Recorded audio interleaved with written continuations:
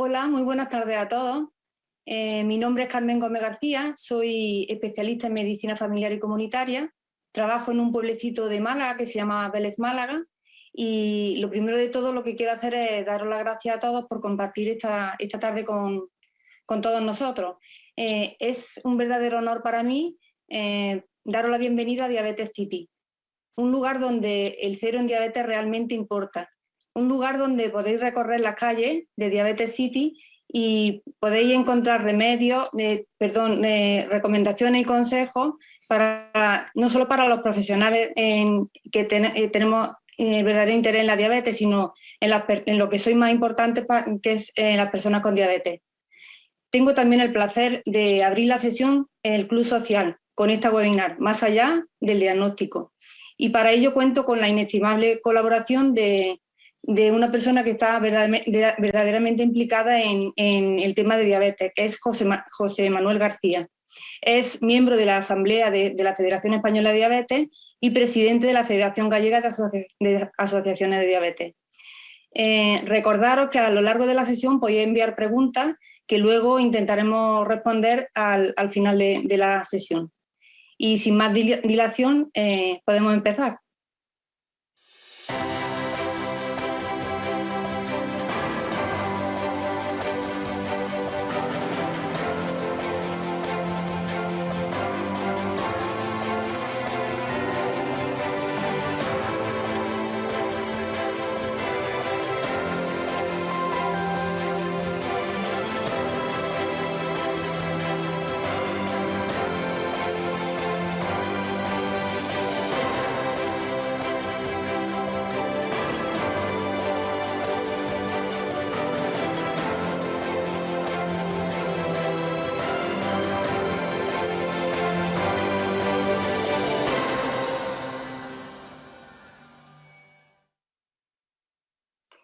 Pues de nuevo bienvenido a Diabetes City.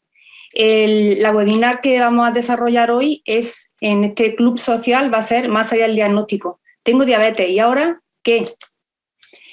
Pues en primer lugar, el objetivo de la sesión o de la webinar es fundamentalmente conocer qué esperan las personas diagnosticadas de diabetes, qué esperan de su médico de familia y sobre todo cómo afrontan las situaciones complicadas o no en su día a día.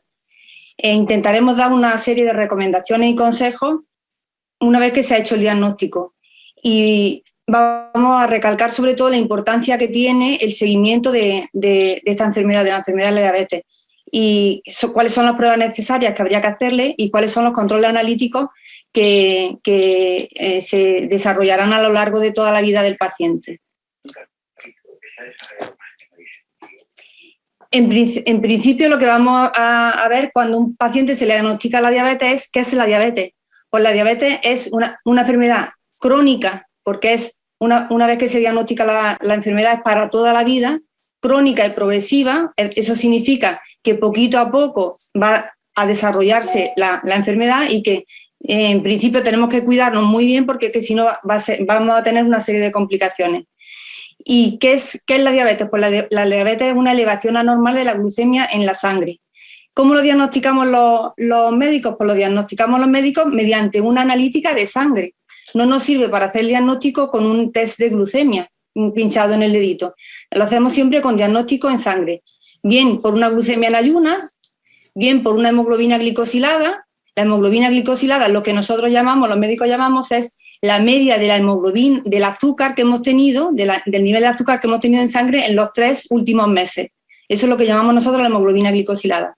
El diagnóstico también lo podemos hacer con una sobrecarga de glucosa, que eso es lo que se le hace, parecido a lo que se le hace a las mujeres cuando están embarazadas. Y por último, lo podemos hacer el diagnóstico pues porque el paciente tiene clínica significativa, clínica característica de la diabetes, como son poliuria, es decir, que se orina mucho, polifagia, es decir, que tiene mucha hambre y a pesar de eso pierde peso.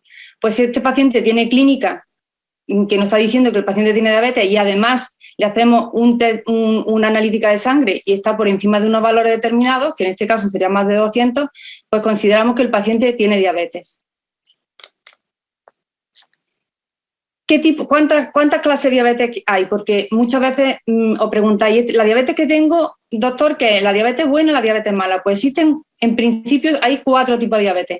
La diabetes tipo 1, que es la que se da fundamentalmente en personas más jóvenes. Esta diabetes se caracteriza porque se destruyen las células que secretan la insulina. No hay insulina, con lo cual este paciente necesita sí o sí insulina. Y la insulina hoy por hoy sabéis que solamente es mediante pinchazo. La diabetes tipo 2, que por otro lado es la diabetes más frecuente, ocurre porque existe un déficit relativo de insulina, o sea, no hay destrucción, como hay en la diabetes tipo 1, no hay destrucción de todas las células que segregan la insulina. Hay un déficit relativo, pero lo más importante quizás en este tipo de pacientes, en el paciente con diabetes tipo 2, es que hay una resistencia a la insulina. Es decir, hay insulina, pero la insulina no es capaz de actuar. Este tipo de diabetes es más solapado, no como la diabetes tipo 1 que aparece de forma brusca. La diabetes tipo 2 es más solapada, aparece en personas mayores, generalmente por encima de los 40 o 50 años, y generalmente va asociado a la obesidad. La obesidad es un factor muy importante para la diabetes tipo 2. El tercer tipo de diabetes es la diabetes mellitus gestacional. Esta es la diabetes que se diagnostica cuando la paciente o la mujer se queda embarazada, y antes no tenía ni diabetes tipo 1 ni diabetes tipo 2 conocida. La característica de la diabetes gestacional es que cuando acaba el embarazo, acaba también con ella la diabetes gestacional. Pero el problema es que estos pacientes, la diabetes gestacional, los pacientes que hayan tenido diabetes gestacional tienen en el futuro más riesgo de padecer diabetes tipo 2. Por eso, a partir de que se le haga el diagnóstico de diabetes gestacional, tendrá que hacerle controles cada año o cada 3 años para saber si la paciente se ha convertido en una paciente con diabetes tipo 2.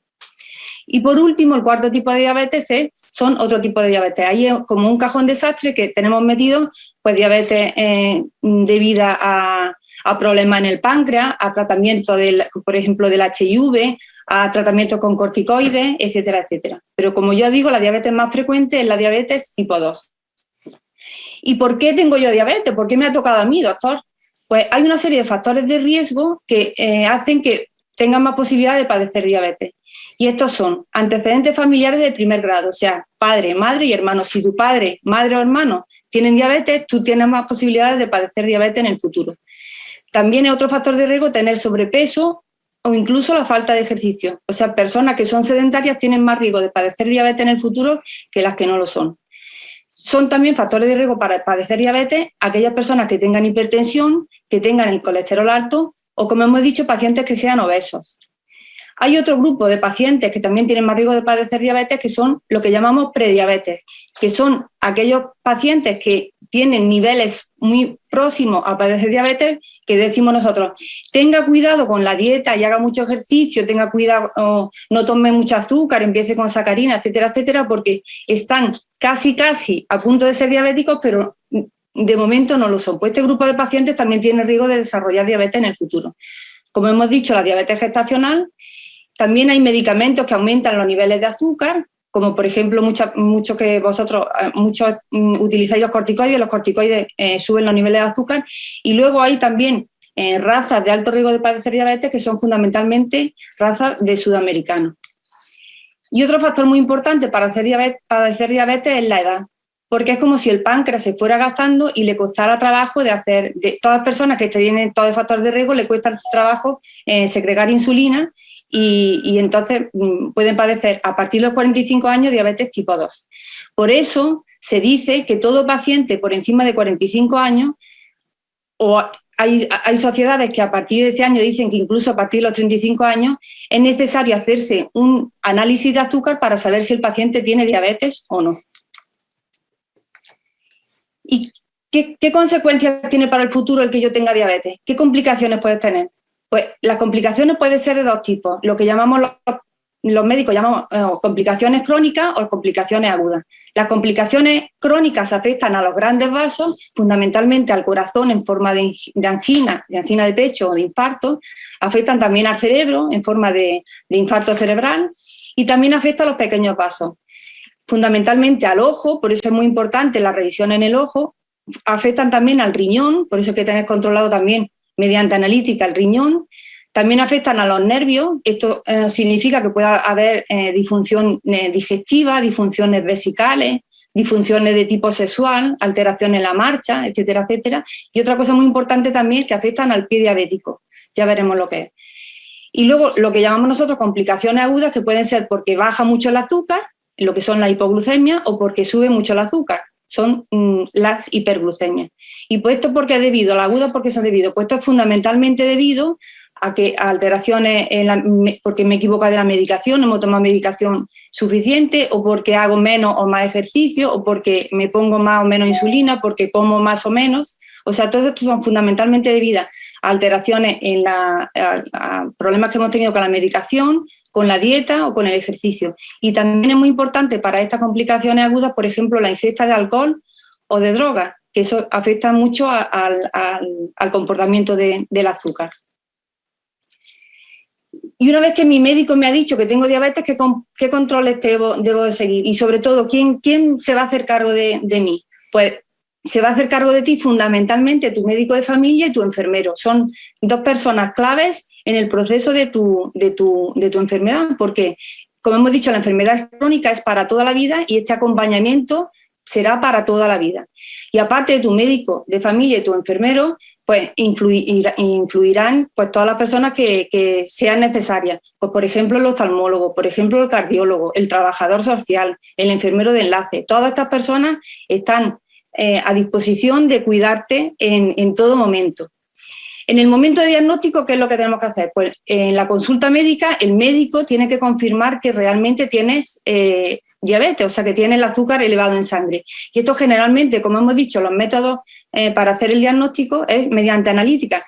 Y lo que hay que hacer es confirmar que realmente tiene el azúcar en sangre, porque puede ser un error de laboratorio y la analítica a lo mejor incluso no ser tuya. Entonces, siempre hacemos confirmar el diagnóstico con una segunda analítica.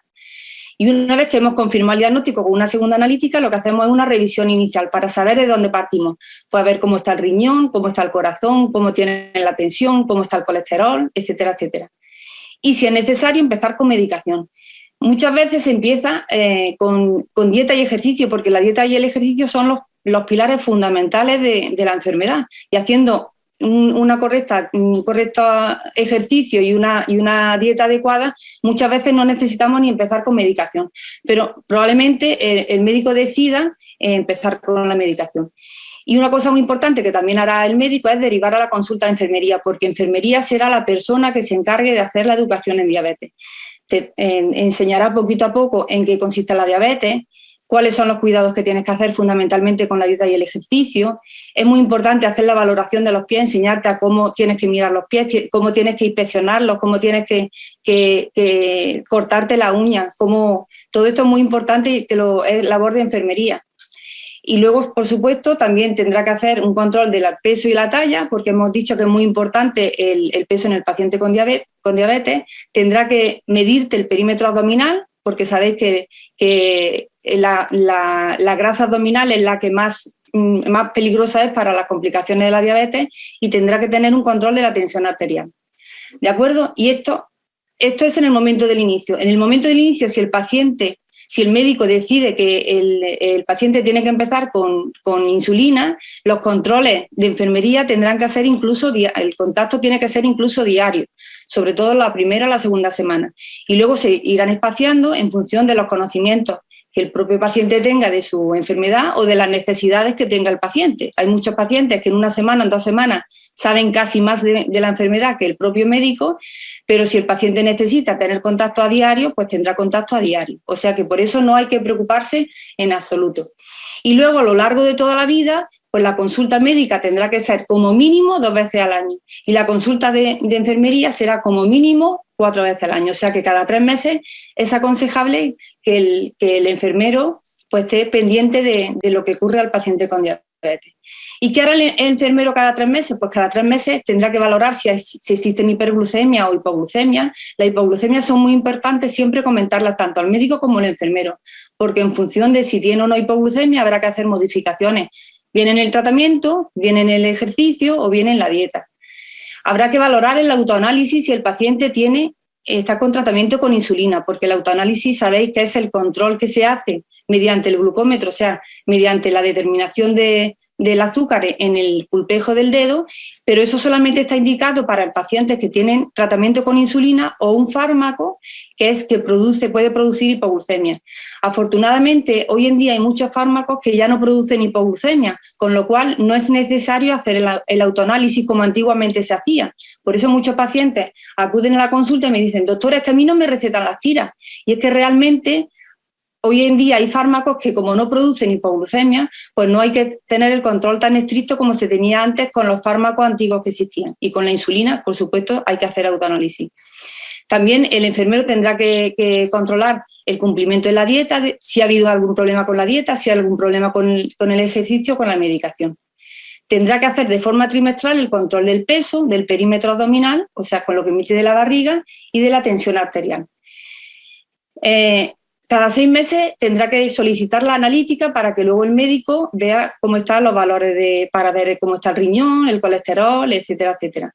Y muy importante también hacer la valoración de los pies, porque como muchas veces la enfermedad es asintomática, muchas veces el paciente pierde la sensibilidad en los pies y no sabe si tiene una herida, si se ha clavado un clavo, entonces es muy importante hacer la valoración de los pies con el paciente. Y de forma anual también tendrá que hacer la indicación de las vacunaciones, que son muy importantes para el paciente con diabetes. Sabéis que todos los años os tenéis que vacunar de la gripe. A partir de los 60 años hay que hacer la vacunación del neumococo y ya se ha quedado con nosotros el COVID y entonces ya veremos a ver lo que dicen las autoridades si nos tendremos que vacunar cada año, cada 3 años o eso está todavía en el aire. Pero es una incorporación de una vacunación que tenemos que tener en mente. ¿Y qué hará el médico? Pues el médico cada 6 meses tendrá que saber si el paciente, si nos contáis, tenéis que contar si habéis tenido hipoglucemia o hiperglucemia, cómo está la tensión, nos presentaréis los autoanálisis para ver si tenemos que hacer modificación del tratamiento y luego tendremos que valorar la analítica que ha pedido la enfermería, saber cómo está el azúcar en ayunas, cómo está la hemoglobina glicosilada, que vuelvo a repetir que es el azúcar que habéis tenido en los 3 meses previos, es una media, o sea, el azúcar en sangre. Cuando hacéis la analítica es una cosa puntual y nosotros le damos más importancia a la hemoglobina glicosilada porque es la cantidad de azúcar que tenéis, la media del azúcar que tenéis los 3 últimos meses. Eso para nosotros es muy importante. Tenemos que saber también cómo está el colesterol, cómo está el riñón, etcétera, etcétera. Tenemos también que cada 2 o 3 años tenéis que hacerle un control de los ojos para ver si el azúcar afecta al ojo en forma de retinopatía. Y tenemos que hacer también una valoración de las complicaciones macrovasculares, de cómo está el corazón, cómo está la función neurológica, etcétera, etcétera. Y luego siempre nos proponemos con el paciente, porque el paciente tiene que ser partícipe de las metas que tenéis que conseguir. Tenemos que hacer la valoración de las metas que habéis conseguido y de las metas que nos hemos propuesto con vosotros y con nosotros, para ver si tenemos que hacer modificación del tratamiento. ¿Y cuáles son las metas que yo me tengo que plantear o con las que yo me tengo que plantear y con vosotros, por supuesto, comprometiendo con el paciente diabético? Pues, como hemos visto, la diabetes afecta a un montón de órganos, al corazón, a los ojos, al riñón. O sea que es muy importante no solamente tener el control del azúcar, sino en forma de hemoglobina glicosilada, que ya todos los conoceréis, que tiene que estar por debajo, alrededor de 7 o tan cerca de lo normal como sea posible sin producir hipoglucemia.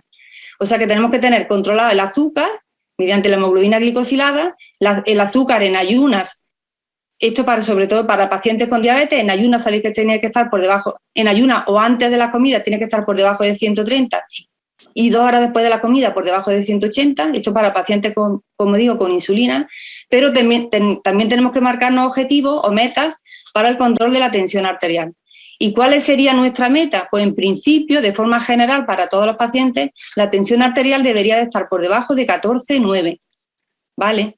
Entonces, si eso no está por debajo de 14,9, pues entonces el médico os indicará la medicación más oportuna para cada uno de vosotros. Y luego otra meta que tenemos que conseguir es el colesterol. El colesterol tiene que estar por debajo de unos valores. Y estos valores varían en función de si el paciente ha tenido ya complicaciones o no. En principio, el colesterol que nosotros nos fijamos, porque es muy importante para las complicaciones, es lo que vosotros llamáis el colesterol malo, que es el colesterol LDL. Ese tiene que estar por debajo de 100 si el paciente no ha tenido ninguna complicación, o por debajo de 70 si el paciente ya ha tenido algún infarto. Pero eso no tenéis que aprenderos las cifras, para eso tenéis la complicidad de vuestro médico de atención primaria. Y por supuesto el tabaco y la droga, ninguno, cero, no solo para la población con diabetes, sino para la población con o sin diabetes, ¿vale? Y otra pregunta que nos hace mucho, ¿la diabetes se cura? Pues la diabetes, desgraciadamente, no se cura. Ya hemos dicho al principio que la diabetes es una enfermedad crónica y progresiva. Cada vez irá un poquito mejor, un poquito peor. Pero muchas veces se dice, hay trabajos incluso que dicen que la diabetes puede remitir. Y se ha visto que eso remite fundamentalmente a personas que son muy obesas y que son capaces de conseguir pérdida importantísima de peso, para que os deis cuenta de la importancia que tiene la dieta y el ejercicio en la enfermedad de la diabetes. Incluso muchas veces nosotros siempre hemos dicho, los médicos siempre decimos que la diabetes no se cura, pero con la cirugía metabólica, con la cirugía que se hace ahora para la diabetes, los cirujanos son capaces de decir que sí, que ellos curan la diabetes, pero siempre hay que tener cuidado porque si no se hace dieta y ejercicio, el paciente al final será diabético de nuevo. Y luego, ¿cuál es el tratamiento? Pues el tratamiento, además de las modificaciones de estilo de vida, que es el pilar fundamental de la diabetes, pues nosotros, los médicos, os ayudaremos con medicación. Que la medicación irá, por supuesto, individualizada para cada paciente en función de las complicaciones que tenga en ese momento. El tratamiento, como hemos dicho, el tratamiento de base es la alimentación sana y el ejercicio. Tanto una cosa como la otra tenemos que individualizarla en cada paciente, porque no es lo mismo aconsejar un ejercicio a una persona de 70 o de 80 años que una persona de 40. O, por ejemplo, el sexo, ¿no? A lo mejor a los varones sí les gusta mucho pues, hacer fútbol y a las mujeres pues, nos gusta hacer a lo mejor yoga.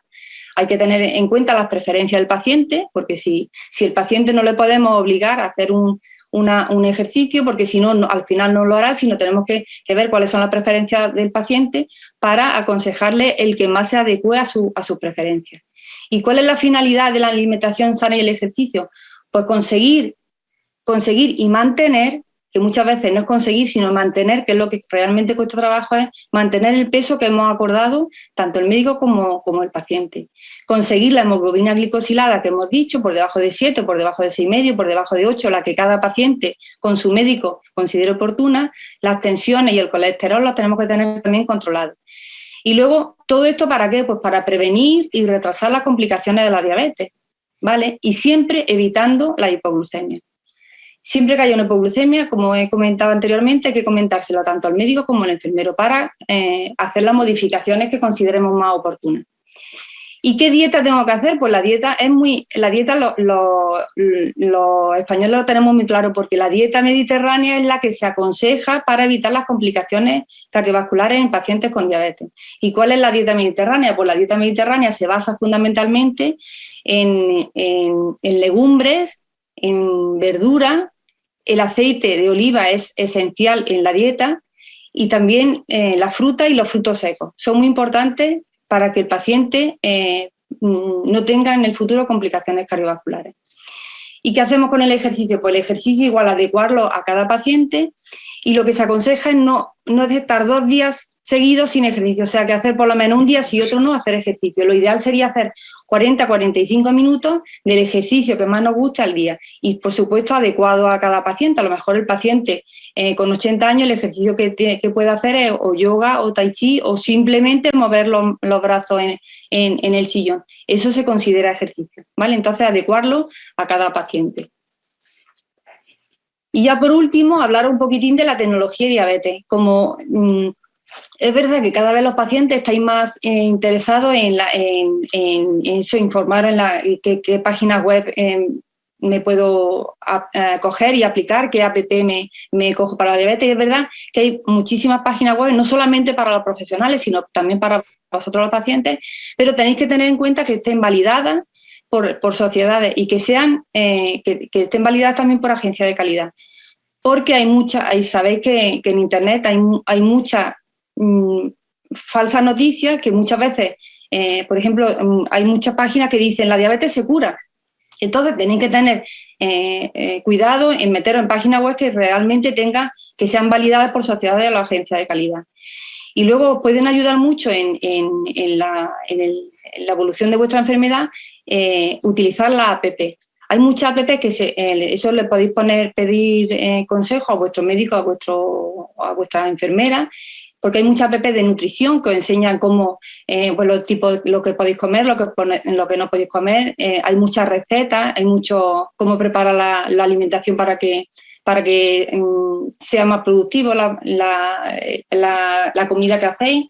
Hay también app de ejercicio, de autogestión para controlar a vosotros el azúcar, de gamificación. La gamificación, eso hay juegos en internet, en la app, que os ayudan a saber cómo tenéis que actuar ante una situación u otra. Y luego nosotros para diabetes tipo 2 lo que fundamentalmente utilizamos los medidores de glucosa capilar, que son los glucómetros, que es lo que utilizáis prácticamente todos, sobre todo en pacientes con insulina, que es lo que mide la glucemia capilar. Sin embargo, para la diabetes tipo 1, pues hay unos medidores que son un poquitín más especiales, que no miden la glucosa capilar, miden la glucosa intersticial, y la ventaja que tienen es que no te miden la glucosa en el momento, sino que también te dan tendencia, o sea que sabes si, por ejemplo, va a ir la tendencia de la glucemia, de la glucosa que tiene en la sangre, va a ir hacia arriba o hacia abajo, y en función de eso pues tú puedes prevenir si va a tener una hipoglucemia o una hiperglucemia. Y luego ya a modo de puntualización, de que sepáis que hay, por ejemplo, esos calcetines inteligentes que te pueden medir incluso si apoya bien o mal para prevenir daño en el pie diabético. Ya con esta diapositiva acabamos la presentación de hoy, porque quiero que se os queden los puntos claves, que son estos. La diabetes es una enfermedad crónica y progresiva. Afecta a múltiples órganos, al corazón, al cerebro, al riñón. El tratamiento de la diabetes no solo es el tratamiento del azúcar, sino también de los demás factores implicados. Tenemos que tener en cuenta, además del azúcar, la tensión arterial, el colesterol, el peso. Es muy importante en el tratamiento los hábitos saludables con la dieta y el ejercicio, es la base del tratamiento. Y la prevención de las complicaciones, que es lo más importante, prevenir. Para ello tenemos que tener visitas programadas con el médico y con el enfermero, con los controles reglados mediante analítica, que la analítica tiene que ser al menos 2 veces al año, y en ella tenemos que pedir el colesterol, la creatinina, que es lo que nos va a decir cómo está el riñón. Tenemos que tener la revisión de los ojos mediante una retinografía, al menos cada 2 años, y desde el momento del diagnóstico, o sea que en el momento del diagnóstico nuestro médico nos tiene que pedir una retinografía. Tenemos que hacer la valoración de los pies, el control del peso, de la tensión, etcétera, etcétera. Pues sin más, José Manuel. Sí, hola. ¿Qué te ha parecido o ha clarificado algo la exposición o ha liado más? No, son muchas cosas. Claro, de repente, el que no conoce la diabetes, de repente le parecerán muchos datos, pero es que, bueno, básicamente es que es eso.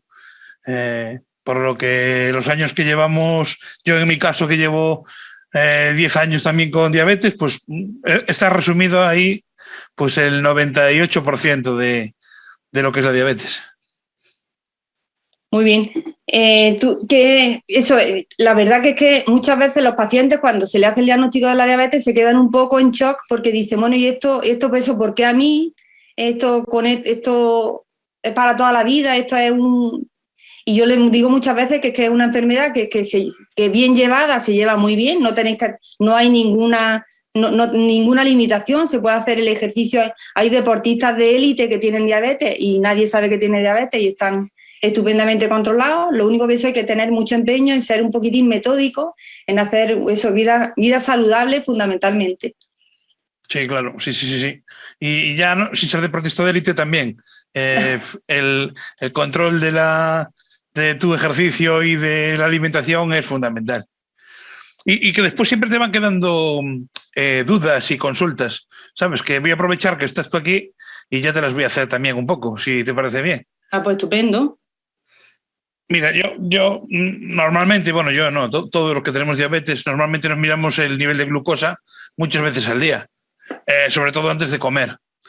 Pero cuando hago ejercicio, ¿tengo que mirármelo más habitualmente o imagínate que me salgo? Nosotros somos mucho de hacer andainas aquí en la zona de Galicia, aprovechamos el Camino de Santiago y tal. ¿Tengo que medirme el azúcar más veces o con las normales me llega? ¿Tú tienes el tratamiento tuyo es con insulina? Sí, sí. Bueno, la insulina, antiguamente la insulina era lo último, era como castigo, era un castigo casi que hacíamos nosotros, como no te portes bien te vamos a poner insulina, como no te portes bien te pones insulina. La insulina no es ningún castigo porque muchas veces es el tratamiento que hay que hacer. Pero afortunadamente hay muchos fármacos ahora que no necesitan la insulina, el que el páncreas ya no tiene nada de insulina, que es como los diabéticos tipo 1 y no tiene más remedio que utilizar la insulina porque es fundamental para el organismo, hay que ponérsela y en principio supongo que a ti no te causa graves problemas. Pero lo que estaba comentando antes, el control del azúcar mediante el glucómetro sí se hace para los pacientes que tienen insulina, ¿vale? Los pacientes que no tienen insulina no tienen por qué hacerse ningún control antes de hacer ejercicio, porque no producen, hay fármacos que no producen hipoglucemia. Realmente los pacientes que si utilizáis la insulina para el tratamiento, sí tenéis que hacer un control antes del ejercicio. ¿Por qué? Pues porque hacer ejercicio está contraindicado si la glucemia está por debajo de 70, o sea que si está por debajo de 70 la glucemia no tendréis que hacer ejercicio, tenéis que posponerlo, o si está por encima de 250 o 300, ¿vale? Si está por debajo de 90, pues lo que se aconseja es tomar una pieza de fruta o para que suba un poquitín, ¿vale? También tenéis que tener en cuenta que si vais a hacer mucho ejercicio, si tenéis que hacer ejercicio prolongado, si tenéis que llevar suplemento de hidrato de carbono y si tenéis que hacer los controles. O sea que para pacientes con diabetes que estén en tratamiento con insulina, sí hay que hacerse un control de azúcar antes de hacer ejercicio y si va a hacer prolongado incluso durante el ejercicio y muchas veces incluso después de hacer el ejercicio, porque los ejercicios que son muy prolongados y que requieren mucho esfuerzo, muchas veces en vez de bajar el azúcar lo que hace es subirla. ¿Vale? Y entonces eso tenéis que también en cuenta que eso no pasa nada. Lo único, si os sube el azúcar después de hacer un ejercicio prolongado y de mucha resistencia, lo único que tenéis que hidrataros es muy bien y esperar a que baje. No hay que ponerse insulina porque si no el efecto será luego perjudicial, se va a producir una hipoglucemia. Entonces, en el paciente con insulina sí hacerse el control previo. Los pacientes que no están en tratamiento con fármacos que producen hipoglucemia no hay que hacerse ningún control. Y lo único que yo recomiendo es hacer precalentamiento antes de hacer el ejercicio, de 5 o 10 minutillos, hidratarse muy bien, siempre hidratarse muy bien, y eso, el paciente con insulina, hacerse el control previo y luego llevarse suplemento de hidrato de carbono por si acaso pues se produce alguna hipoglucemia. Incluso eso muchas veces se aconseja, si vais a hacer tratamiento prolongado, bajar 2 o 4 unidades, que eso casi sabéis vosotros más, el manejo de la insulina con el ejercicio casi sabéis más vosotros que nosotros. Claro, sí.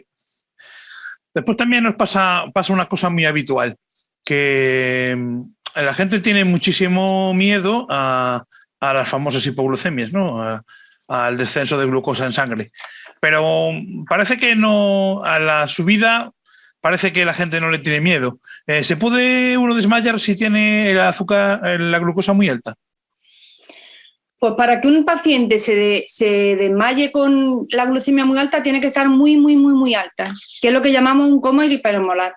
Entonces, lo habitual es que se desmaye el paciente que tenga la bajada de azúcar. Sabéis que los médicos consideramos 3 niveles de bajada de azúcar. Uno que está por debajo de 70, que es que el paciente prácticamente no nota nada, por debajo de 54, que ya llamamos nivel 2, y el tercer nivel, que es el que llamamos nosotros hipoglucemia grave, que es que el paciente necesita una tercera persona para hidratarse, para ponerse a darle un hidrato de carbono, o el que necesita de terceras personas para recuperar la hipoglucemia. Y la hiperglucemia en pacientes con diabetes tipo 1 es relativamente frecuente producir la cetoacidosis, pero en el paciente con diabetes tipo 2 lo que se puede producir una hiperglucemia que se controla simplemente muchas veces con hidratación y si el paciente no tiene insulina no hay que ponerse nada más, solamente que controlar un poquito más la dieta y el ejercicio. En el paciente con insulina, pues sí se podría poner un poquitín de insulina, y para que el paciente se desmaye, como vosotros decís, para que el paciente tenga un problema de eso, de perder el conocimiento con hiperglucemia, las glucemias tendrían que estar casi por encima de 600, que es lo que llamamos nosotros coma hiperosmolar, pero que afortunadamente eso hoy en día es prácticamente es anecdótico. Uh-huh. Ya, bueno, sí, sí. Y que alguna cosilla más. Lo típico, que siempre nos dicen, es que alimentos prohibidos, estos alimentos no los puedes comer. O lo típico, porque joder, a todo el mundo le gusta tomarse un helado o un dulce de vez en cuando. ¿Qué me dices de eso? Pues mira, cuando yo estudiaba medicina, pues entonces la dieta era muy estricta. En el paciente con diabetes era, no se puede tomar galletas, no se puede tomar helado, no se puede tomar pan, no se puede... Y eso ya no es así, afortunadamente. El paciente diabético puede tomar todo lo que quiera, sabiendo lo que come. ¿Vale? Entonces, ¿puede tomar un helado? Sí. Lo que tenemos que saber es qué cantidad, lo que nosotros llamamos es el valor glucémico de un alimento. Entonces hay alimentos que el valor glucémico es muy poquito, sube muy poco el azúcar, y sin embargo hay otros que lo suben mucho. Entonces el helado, los pasteles, la miel, todo eso sabemos que sube mucho el azúcar. Entonces, ¿qué tenemos que hacer? Tomar poco y luego compensarlo como o haciendo menos ejercicio o comiendo menos de otra cosa. Pero no hay para el paciente con diabetes no hay alimentos prohibidos. Lo que tenemos que saber es qué alimentos tienen más carga glucémica para luego, por supuesto, reducirlos. Si un día yo lo que siempre digo, si un día si es la boda de tu hija, ¿no te vas a tomar un trozo de tarta en la boda de tu hija? Por supuesto que sí. Lo que pasa es que luego lo tendrás que compensar o con más ejercicio, o ese día cenando menos, o haciendo o bailando más. ¿De acuerdo? Pero no hay alimentos prohibidos. Lo que pasa es que sí es verdad que tenéis que saber cuáles alimentos tienen más carga glucémica que otros. Eso, limitar la grasa saturada, no tomar sal, la bebida alcohólica, sabéis que sube muchísimo el azúcar, y luego favorecer mucho, hay muchos alimentos, por ejemplo, la fibra reduce mucho el valor glucémico de algunos alimentos. Entonces, por ejemplo, el pan, la fibra es muy buena para el paciente con el paciente. El pan integral es aconsejable, y luego el aceite de oliva, como hemos dicho, se aconseja menos el aceite vegetal, las mantequillas para nada, para nada entre comillas, pero evitarlo en la medida de lo posible. Vale. Después ahí has hablado antes de que bueno, que aparte del control glucémico, de la dieta y de la dieta no, de aprender a comer bien y ejercicio, hay que hacer una serie de revisiones cada cierto tiempo, bueno, pues de riñón, de ojos, de corazón, para ver si tienes algún órgano afectado o se va a afectar. Y lo que sí que no veo mucho por ahí es que se hable de cómo afecta la diabetes también a lo que es la boca, los dientes, ¿sabes? Está un poquito ahí, veo que no sale mucho por ahí. ¿Qué te parece a ti? ¿Se debe acudir al dentista más a menudo o qué debemos de hacer? Pues tienes toda la razón del mundo. Efectivamente, se nos olvida mucho lo de la revisión del dentista, pero realmente el paciente con diabetes tiene muchísima más posibilidad de padecer periodontitis, gingivitis y pérdida de piezas dentales. Entonces se ha visto que incluso hay trabajos que dicen que contra más joven sea el paciente, más probabilidad tiene de padecer gingivitis o enfermedad periodontal en el futuro. O sea que hay que ser muy incipiente en el cuidado de los dientes desde el principio. La periodontitis es la sexta complicación más frecuente de la diabetes. Siempre hablamos de los infartos, del cerebro, de la retinopatía, pero se ha visto que la periodontitis es la sexta enfermedad, la complicación más frecuente en el paciente con diabetes. Y realmente el paciente con diabetes tiene un 50% más de posibilidades de perder piezas dentarias a consecuencia de la diabetes. Además, es una cosa bidireccional, o sea que el paciente con diabetes mal controlado tiene más probabilidad de padecer periodontitis, y la periodontitis es puede ser causa incluso de padecer diabetes en el futuro. O sea que es verdad, le damos poca importancia, pero que hay que ser muy riguroso también en el cuidado de diabetes. O sea que hay que lavarse los dientes siempre después de la comida, siempre después de la comida. Es muy importante utilizar el hilo dental, porque el hilo dental se ha visto que previene la placa dentaria. Y luego, en pacientes que utilicen la dentadura postiza, pues tener una higiene súper adecuada, o sea, que la higiene adecuada, y sobre todo, que muchas veces se queda, que se me ha quedado la dentadura, se me ha quedado grande. Pues tener un control de eso, porque muchas veces es verdad que no nos damos cuenta y las pequeñas heridas, los roces de la dentadura postiza en el paciente con diabetes puede tener complicaciones importantes. Entonces, te doy toda la razón del mundo, es una cosa que no hablamos mucho de ello, pero que es realmente importante. Y otra cosa más que quería ya como último, para no acaparar todo aquí, mira, entre tomarte la medicación, hacer ejercicio, controlar lo que comes, hacer las revisiones, tal, al final el paciente con diabetes no solo necesita ir a ver a su médico de tal, es que al final necesitas un poco de apoyo psicológico. Porque es que al final no te queda tiempo casi para ti. Si tu diabetes está un poquito, como digo yo, ya pasada porque ya llevas mucho tiempo con ella y tienes complicaciones, aparte de todo eso, tu salud mental también necesita una pequeña ayuda. ¿Qué te parece a ti? Pues por eso las puertas del centro de salud están abiertas, del centro de salud y del hospital están abiertas para todo el paciente que lo necesite. Entonces, hay pacientes que necesitan un apoyo social, psicológico, y por supuesto que eso es comentarlo con el médico de cabecera, y si el médico de cabecera no te da solución ninguna, pues se hará una hoja de derivación para salud mental o para psicología. Pero de todas formas, yo es que creo que es verdad que muchas veces hacemos un diagnóstico, pues tiene diabetes, y la culpa la tenemos nosotros los médicos, es que tiene diabetes, pero tenemos que tranquilizar al paciente de que sí, que tener diabetes, pues igual que tiene usted hipertensión, la hipertensión es para toda la vida, la hipertensión no se cura, es una enfermedad crónica igual que la diabetes. Pero sin embargo no tiene el mismo efecto de tener una hipertensión o tener una hiperlipemia o el colesterol alto que tener diabetes.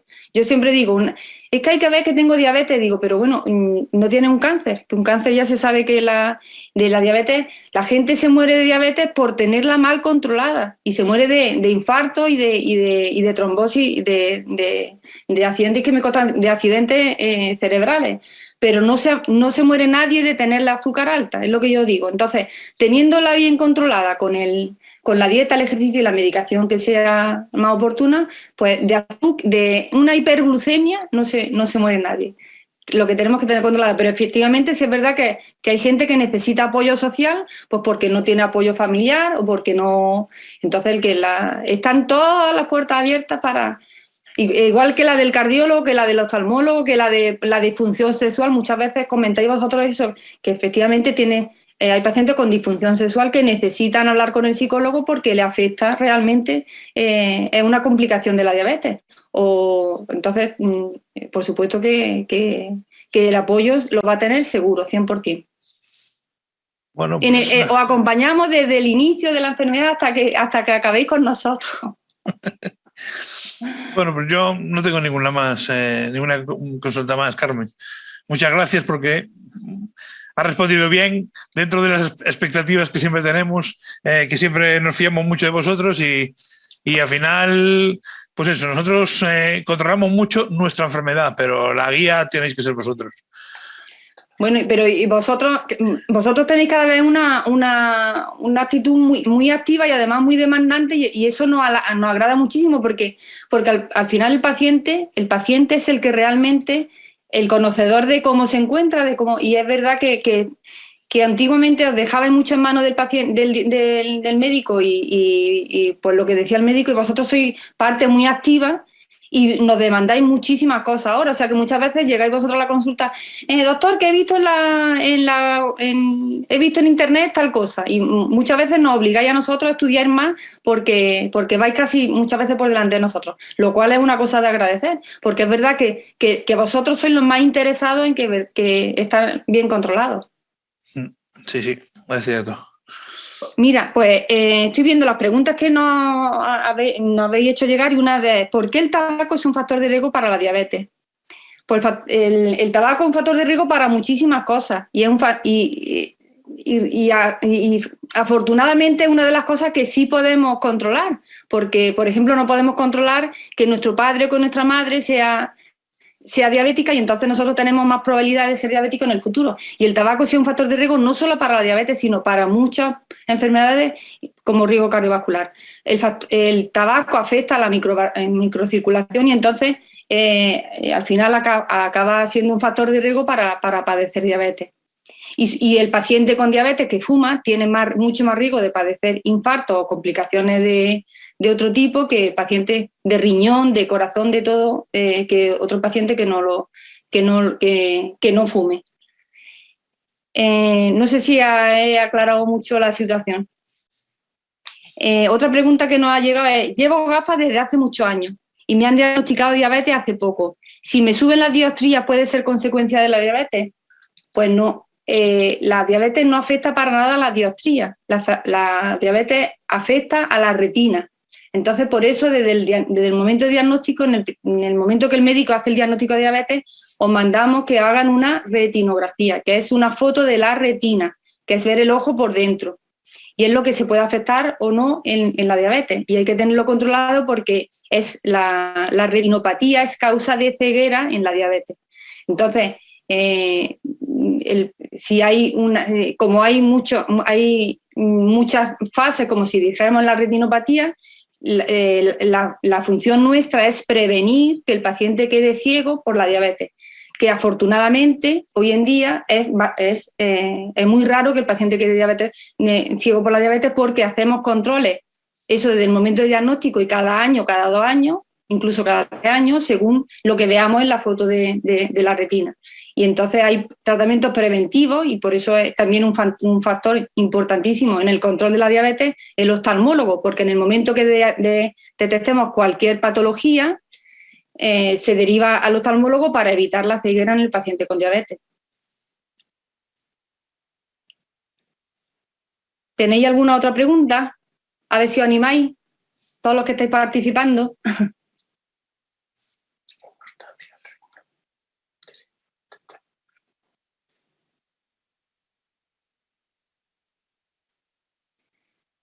Bueno, pues, José Manuel, ¿tienes que hacer alguna aclaración? ¿Tienes alguna pregunta? ¿Quieres aportar algo más a tus...? No, nada, simplemente pues eso, que ya que estoy aquí siempre reivindico los movimientos asociativos en diabetes, ¿vale? La unión de los pacientes son los que son lo que hace que cada día se investigue más, haya más dinero para los tratamientos y que cada día mejoramos un poco. Entonces, desde FEDE, que es nuestra asociación principal, la Federación Española, pues siempre decimos a la gente que se asocie, que confíe en su médico y que hable mucho con él. Pues yo te apoyo totalmente. Además, es verdad que tenéis mucha fuerza, las federaciones tenéis mucha fuerza y habéis conseguido muchas cosas, muchas cosas de las que cuentan los diabéticos hoy en día son porque la federación ha hecho mucho hincapié, tanto en diabetes tipo 1 como en diabetes tipo 2, y pensar eso, que la diabetes tipo 2 es la más frecuente, que tenéis un potencial enorme y pedir que se os dará. Se dice, y por supuesto contar con la colaboración de vuestro médico de atención primaria, que le está ahí el 100% para todo lo que necesitéis, y vuestro enfermero, que realmente es muy importante para empoderar a vosotros, que sois los que tenéis la batuta, la tenéis vosotros. Así que exigidnos mucho, y porque si os nos exigís mucho, pues os daremos todo lo que podamos y más. Así que te agradezco a ti personalmente por haber facilitado la reunión, la webinar. Yo creo que ha sido muy interesante. Si hubiera más preguntas, no me importaría contestarlas a posteriori, pero que eso, comentar eso, que en Diabetes City tenéis eso, un campo abierto para hacer todas las preguntas, utilizar un montón de hacer eso, comentar tener un montón de consejos que pueden ayudar en el desarrollo de vuestro día a día. Y sin más, pues daros muchas gracias, aparte a ti, José Manuel, a Astra, a todos los que han hecho posible la reunión y fundamentalmente a todos aquellos que habéis podido conectar hoy en esta webinar y que habéis participado de una o de otra manera en el desarrollo de esta webinar. Muchísimas gracias y hasta pronto. Hasta luego.